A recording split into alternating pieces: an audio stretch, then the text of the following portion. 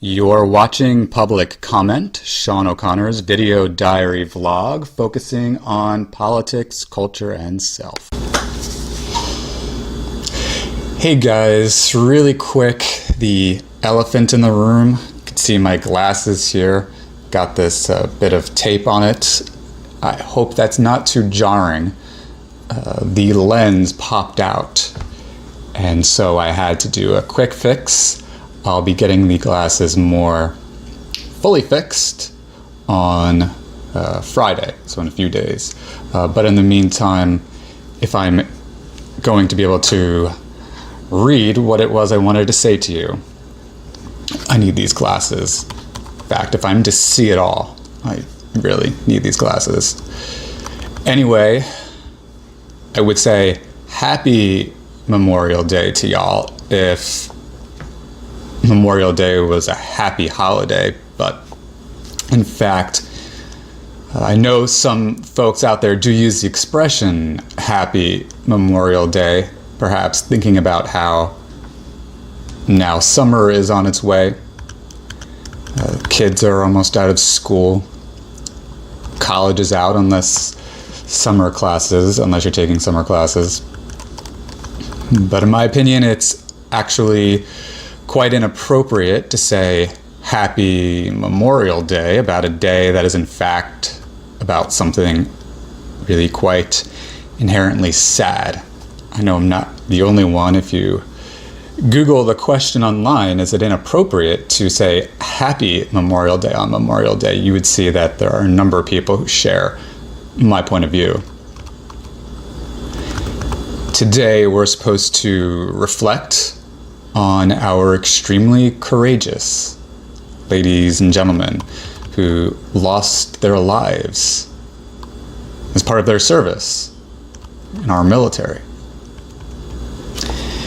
Yes, I think that Memorial Day is an extremely sad day indeed. And it makes me think about how there should never be such a thing as war. What a shame it is that political entities can go so mad that the only way for them to address the madness is through fighting. We are still fighting in Afghanistan, 18 years on now. The longest war our nation has ever fought, if we exclude our battles with Native Americans. Maybe we shouldn't. And I must ask, how much coverage does the war in Afghanistan receive these days? How many people remember throughout each day that in fact we are still fighting a war? I find myself obligated ethically to let the implications and ramifications of that word really sink into my soul, because people are really dying still every day. I want to let that awful word sink in. War. I will say it one more time. War. Aside from ensuring quality healthcare access to all and removing President Trump from office as a result of his plethora of crimes and abuses of power and abuses of the office of the presidency, I'm thinking that perhaps ending the war in Afghanistan ought to be considered a policy priority here. And I'm wondering why it doesn't appear from where I am to get treated as such. If it does get treated as such, I just don't know where the evidence of that is. So I'd hope that you would direct me to it and cheer me up. I do really want to spend a few minutes talking about the war in Afghanistan, out of respect for those who have fought there, who have lost their lives there, who have lost their loved ones there, who are without their loved ones today, in one respect or another, because of this utterly unfortunate war. I really think it is important to remind ourselves today. Our nation remains in this war with insufficient talk of bringing it to an end. I just found today, while I was doing a little bit of research on the war in Afghanistan, this section in the New York Times website that keeps a Afghan war casualty report. I feel awful and ashamed that I hadn't stumbled upon this before, and that I don't read it more often. So I was reading a recent post, and one particular article says this. I think it's worth sharing with you.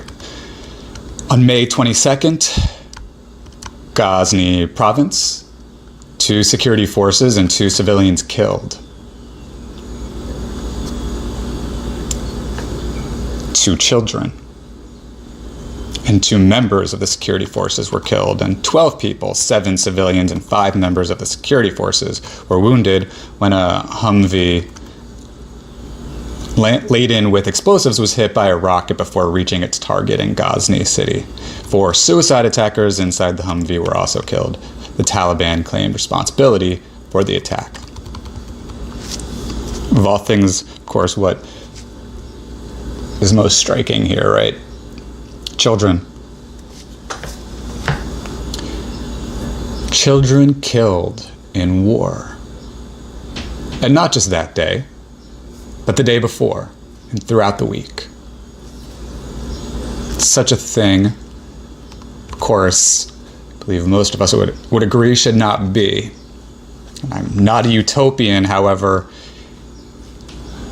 but doesn't it seem that in a world where we can do so many sophisticated, complex things on our tiny little smartphones,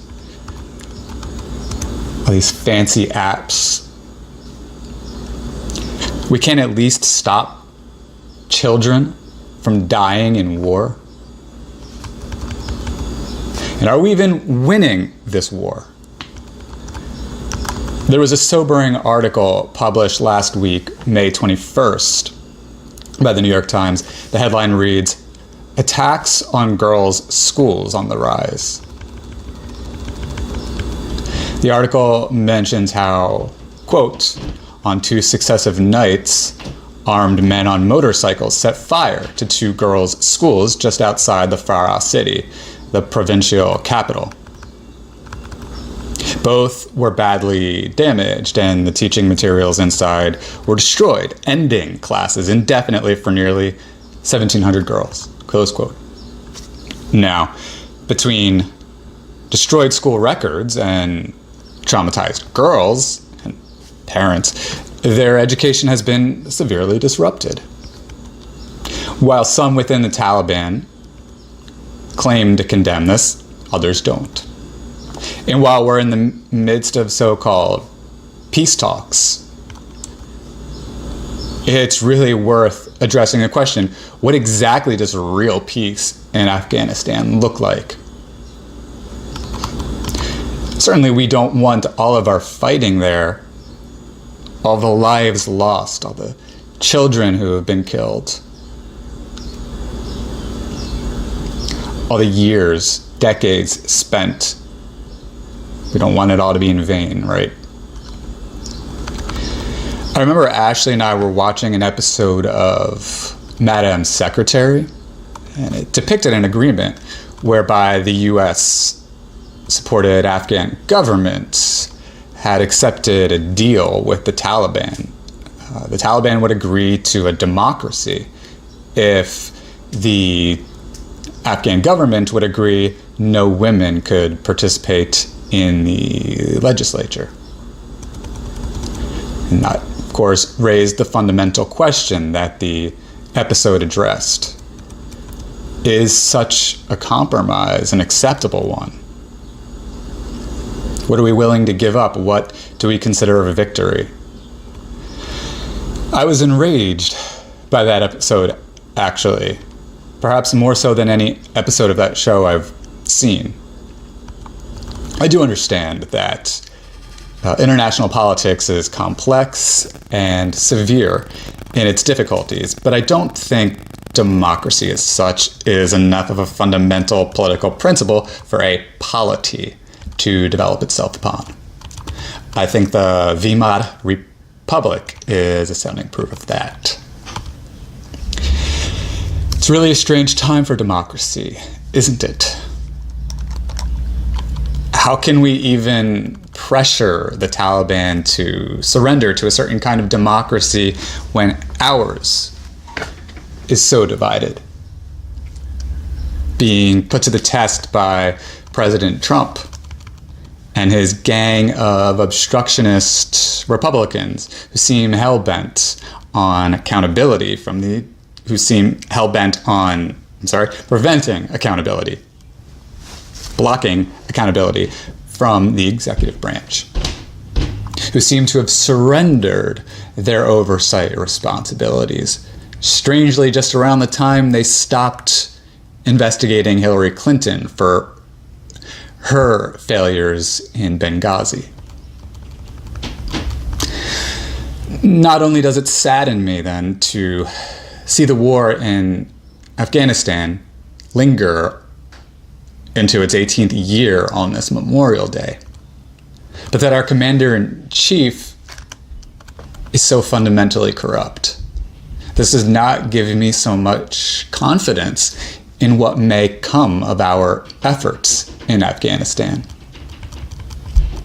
I do, however, have tremendous confidence in our ladies and gentlemen in our armed services. And I want to again reiterate my gratitude.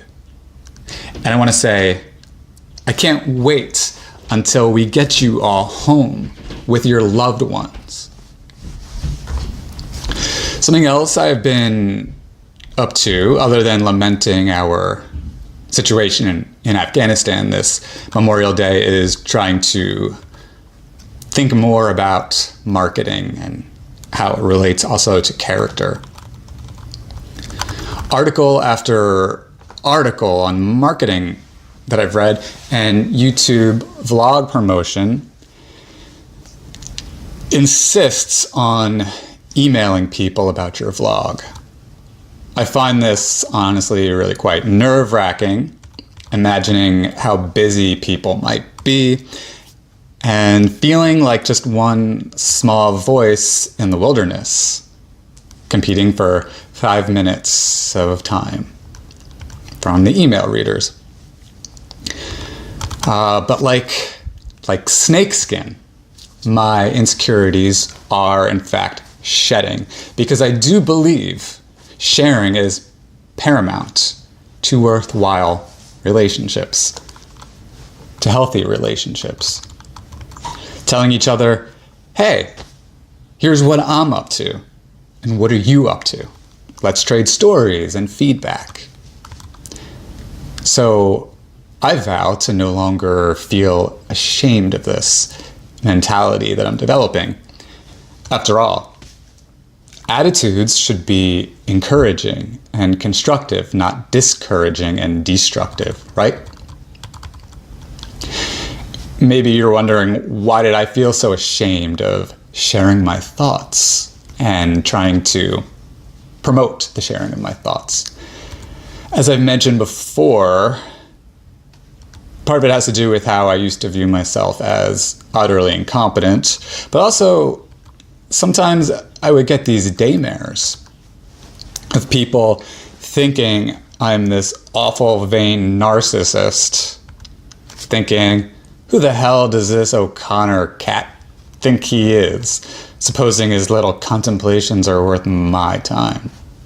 It's not like he's going to make me rich, powerful, or healthier. This O'Connor guy is obsessed with himself. I really don't want to be perceived as self-obsessed, and I believe I'm not. I am obsessed with thoughts, though, as I mentioned yesterday, preserving them, polishing them, and sharing them. I think someone's got to do it, as I said, especially if we really value them. You know, these pieces of ourselves, our souls. So for me to treat this as vain or narcissistic, to me that seems, now that I think of it, illogical, inaccurate, etc. And so I can begin to feel more confident about all this and indulge in the fun of it. Of course, I know there is such a thing as excessive interest in oneself. That is narcissism and vanity. When you're allowing all of that to cloud your concern for the world around you. Unfortunately, like our President Donald Trump does. I'm not even sure how it doesn't occur to him that literally everything must be about him, and it's always about how he's the biggest, the greatest, the most of this or that. And it's like this obvious, oversimplistic con artist formula, BS thing. And how does he not know how obvious the nonsensicalness of what he says is and how it appears to the world? Or is it even worse? Is it the fact that he is utterly aware of this and he just doesn't care because he can get away with it? So why does it matter? Which is actually a more disturbing prospect, I wonder, now that I think of it. So where did this fear of becoming a narcissist actually come from? Yeah. So as a kid and a teenager, young adult, maybe it comes from having a low self-esteem in part. So like always feeling kind of inferior to people who seem to have such an ego. But I've always actually had a real distaste for the whole cockiness thing. People who seemed only to think of themselves as infallible. Again, President Trump would appear to serve as a most unfortunate example. These are the kind of people, I think, who seem to only find their own endeavors worth discussing. When I was a kid, this is another factor sort of playing into the evolution of the whole narcissism set of thoughts that I have. As a kid, I always tried so hard to be nice. In fact, that was so much so the way that I presented myself. I think I had a reputation to the extent that a teacher once, in my French class, I was in 6th grade, teacher made a joke of how shocked she was because I'd been talking and being a little disruptive that day. And she said, you, Mr. Goody Two-Shoe? And I never forgot being referred to as a Goody Two-Shoe. But as I got older, that label or that association of myself as a goody two-shoe or as a nice guy, and thinking about what is that expression? My friend Bernard and I were talking about this expression, nice guys finish last, right? To use that cliche phrase. Well, I would think about that and, am I finishing last? Am I so insecure and, not feeling like a success in life because I'm just too nice? And, in the midst of this, by the time I'm about 23, 24, I'm starting to think about self-esteem, self-confidence, positive thinking, and how important all of that is. And I really began forcing myself to possess self-confidence and to dispel all that negativity. And part of that was also not seeing myself as this nice guy, I think. And it just got to a point where I was probably a little bit full of myself and had an inflated ego. It really reached its prime during my Ayn Rand obsession phase, roughly 2011 to 2014 or so, I want to say. It was pretty awful. I thought of myself as a genius of philosophy who could come up with an answer for anything. And it turned me into an elitist. One time, it was awful, but it's true. I refused to attend a Christmas party because I was not a Christian, and I didn't want to corrupt my integrity by associating with people who hold such a incorrect and accurate belief.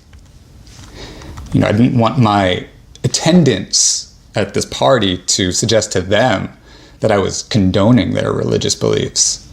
Yes, I was an elitist, I was a snob, I was pretentious, I was cocky, I was antisocial, I was an isolationist. And it was like this for several years.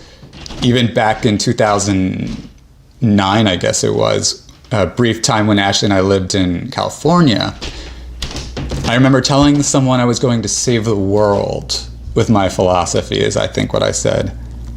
And I just had this inflated sense of how we were all goddesses and gods with these karmic thought powers responsible for the co-creation of the physical laws of the universe. And no one understood this quite the way I could. And so I was going to spell it out in such a way that was going to make me a best-selling philosophy writer.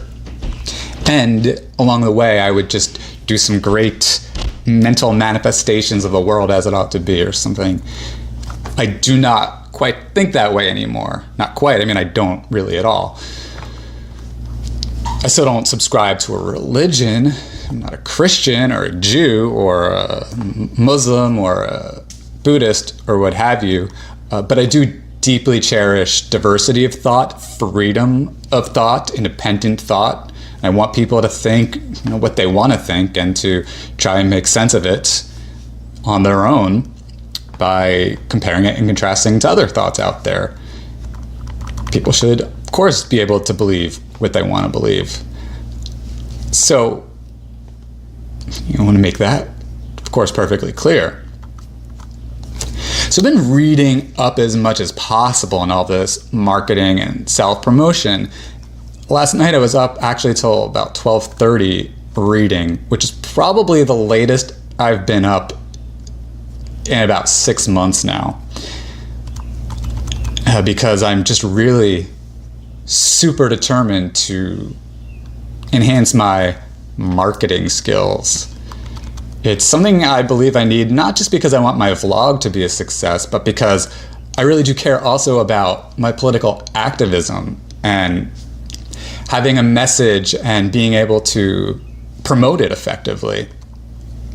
And want to be able to actually make an impact.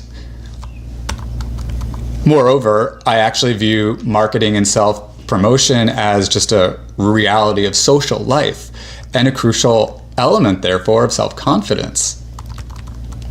I don't think that our conversations need to be myopically fixated only on our business endeavors, so to speak, but I suppose one of my themes for today, probably a continuation of yesterday also,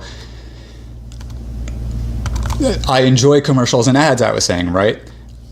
And I enjoy how businesses are so much a part of who we are, the fantasies of our minds and the process of fruition. So to that end, I'm really determined not just to know how to market in the technical sense, but I really want to become knowledgeable and practiced in the development of some kind of theory of ethical and courteous marketing and integration of business into social interactions, whether the marketed thing is political, technological, artistic, etc., academic, financial. But my point is, I want to present myself in a most palatable, honest way. I believe one can do both. I don't believe one has to choose between bluntness and diplomacy. Also, I really want to appreciate what other people do. I really want to hear and understand what other people are about, and to become a good member of the community, a good neighbor, a good friend, a good human, a good participator in trade in this marketplace of products and ideas and things. So what have I learned so far in the last few days? One thing I learned was the importance of altering my YouTube layout, the channel. It comes recommended, I've read, that our playlists, some of them should be horizontal, others should be vertical. This helps the channel stand out in contrast to people who aren't as invested in their channel. I learned to write 1 to 3 sentences in my introductions, followed by explanations of what this channel is all about. I've learned that if I'm going to put texts in my thumbnails, the colors should be blue, green, orange, or yellow, according to one site I forget off the top of my head. So I've been trying to fix my thumbnails there. And I've got to tell you, I don't know what it is, but something has to be going right, because when I search now on YouTube for vlog or public comment, some of my videos are showing up on the top 10 search.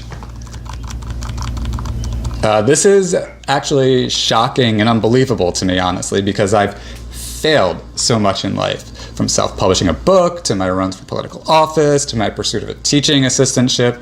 Not that any of that matters anymore, because I feel so beautifully free of that, so beyond it, so purely and just solely interested in talking to you and sharing these thoughts. It really is amazing how permitting myself freedom of thought is revolutionizing my sense of self. I just can't begin to tell you.